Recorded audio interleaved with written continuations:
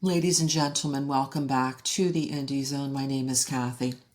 In reviewing the multiple defense motions to suppress, which were filed by them on the 14th of November 2024 and are currently scheduled for hearing commencing the 23rd of January 2025 at 9 a.m., I noticed a continuing theme within the defense motions, which, while they raise some very compelling arguments in these very critical motions to suppress, there may possibly, and I give this as an opinion under the First Amendment, be a defect that may require denial of them.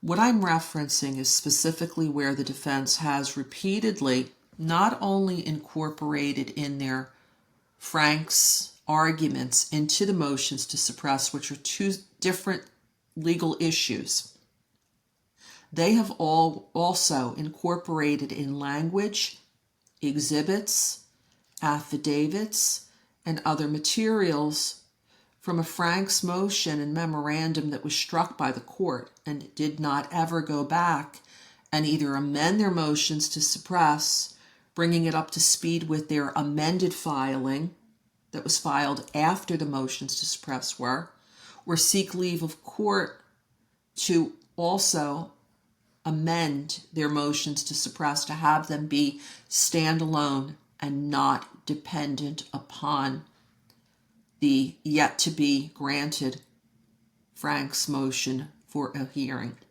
Let's look at the timeline. The court entered an order on October 9th, 2024, which established when motions to suppress were to be filed, when responses were due, when replies were due, and setting the schedule for the hearing. This all happened back on October 9th, 2024.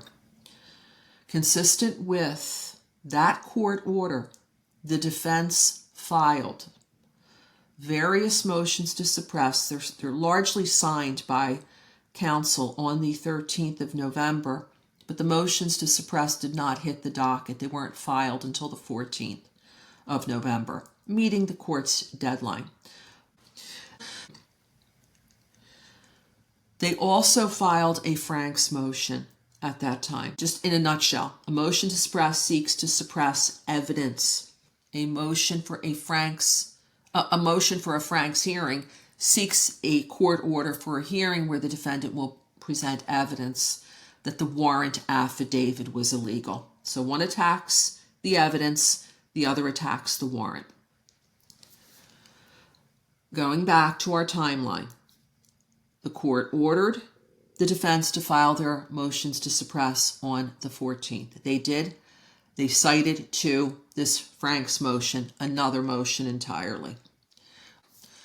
On the 22nd of November, you see here where Judge Hippler is citing to this Franks motion, addressing the rather haphazard way it was put together, that it had 2,000 pages of exhibits that were improperly cited to, that were duplicative, and that the court shouldn't have to go, especially in a motion that is rarely granted, to go sifting through all of these papers. The court on the 22nd of November ordered that if Mr. Kohberger wanted the court to consider this Franks motion for a hearing, that he needed to refile. And it suggests that it would have been a much more smaller filing because it wouldn't have had all of these 2,000 pages of duplicate entries, for example.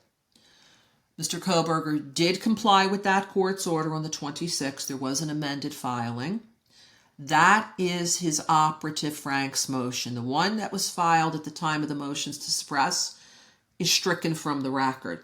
What the defense did not appear to do, however, in looking at the docket, is ever amend their pending motions to suppress that relied on the stricken Franks filing to bring it up to speed, if you're going to incorporate in evidence and argument and legal authority and exhibits from a motion, it needs to be a motion that is live on the docket, not one that the court struck. So there was no amended suppression motion, and there also was no amended filing seeking to incorporate the arguments in the slimmer, if you will, amended Franks filing. Also, because it appears that this amended filing would have been much smaller, did any of the arguments change? Did any of the evidence change? Did any of the attachments change? Did any of the legal authority change? Or was it exactly the same as what the defense cited to in its suppression motions? We don't know, ladies and gentlemen, because everything, like a majority of things in this case, are under seal.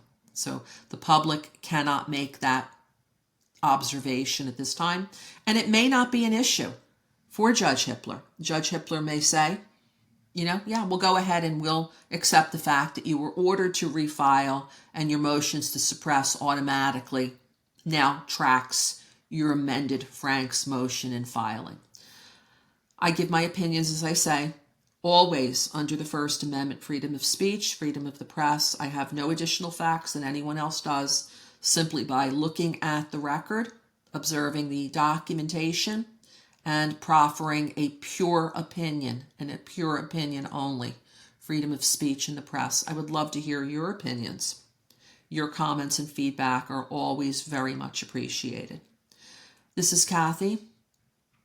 Thank you very much for your time and your attention.